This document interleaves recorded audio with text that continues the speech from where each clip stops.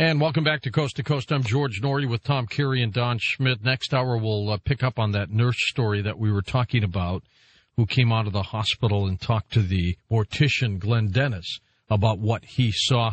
Tom and Don, we've got Arthur on the line, and before we bring him in, let's have you explain to us who he is and what happened.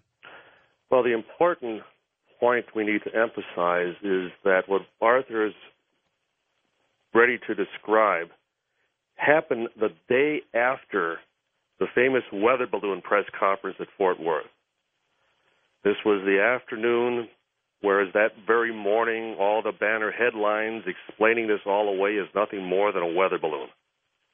So everything had quieted down. Everything had returned to normal. General Ramey essentially chastised, those idiots over at Roswell, albeit in charge of the atomic bomb. They couldn't tell the difference between a weather balloon and something truly. And he had all those things spread out all over the place, right? In his office, in front of his desk, correct.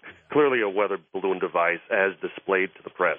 But the witnesses say otherwise. Now, it would be the very next afternoon, about 3 in the afternoon, and it was a flight crew. They were on the skeet range. And they were notified that there was a special flight that they needed to be briefed and conduct a pre-flight on to go out within an hour.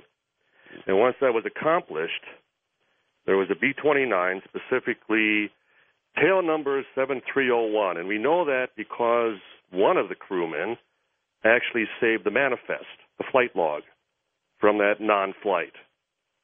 And the plane was called the Straight Flush. And they would taxi over bomb pit number 1, where typically they would keep one of the atomic bombs. And the pit itself was only visible from the air traffic tower and, some areas of the flight line. But waiting as they approached was a sealed, unmarked, rectangular wooden crate, and it was under heavy guard. In fact, there were 6 guards, and they would taxi over the pit. The crate would be loaded into the bomb bay.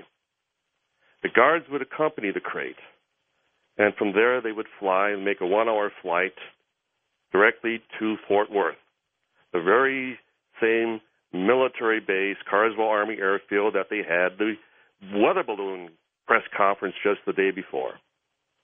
And it was a bombardier on that flight by the name of Felix Martucci. When they landed, he recognized amongst the officers waiting on the tarmac a mortician that he had gone to school with years before. Now, why would a mortician be waiting for this rectangular crate, which was hidden in bomb pit number 1? Now, Arthur was a tech sergeant at that time, and he was on that very flight. And we had the good fortune of talking to some of his crew members, the late Lloyd Thompson and Robert Slusher, who just passed away. And they've all been able to describe these very details. So why don't we toss it to Arthur from here? Let's bring Arthur in, Arthur Osipchuk. And Arthur, hello, sir. How are you? Good morning. I'm fine, thank you. How about you? Thank you. Thank you for serving, by the way. Tell us a little bit, Arthur. How old were you when all this happened? Well, I can't remember. I went in the Army in 41, and I was about 20 then. And, of course, this happened in 47. Right, so about 26 years old. Something right in there, yes. Tell us about the flight. Tell us what was going on at the time.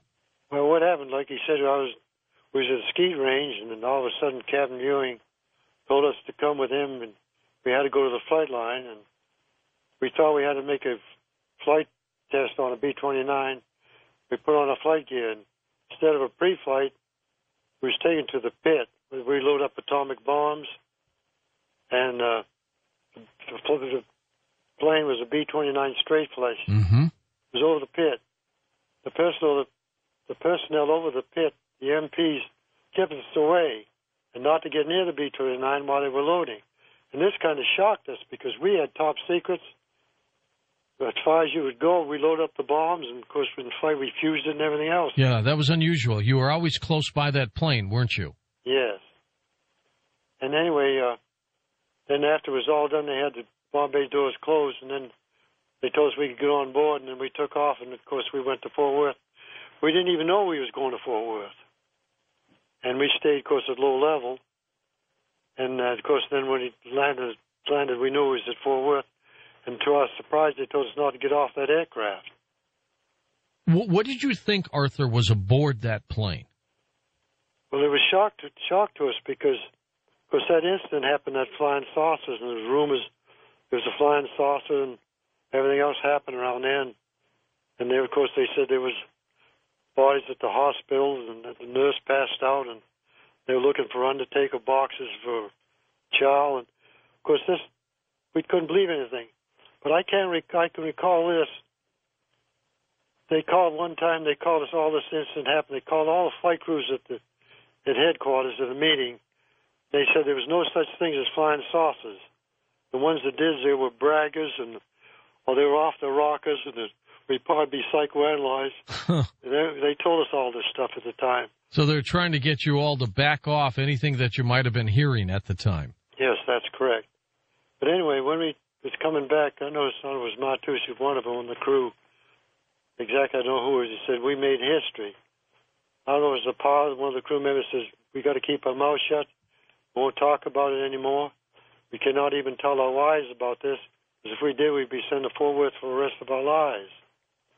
And I kept quiet about this, which was so surprising, until after quite a few years later, I went to a convention, 8th Air Force convention banquet, and I was at my table, and someone come in my ear and whispered in my ear, and I was kind of surprised and said, Ozzy, you definitely took bodies to Fort Worth, Texas.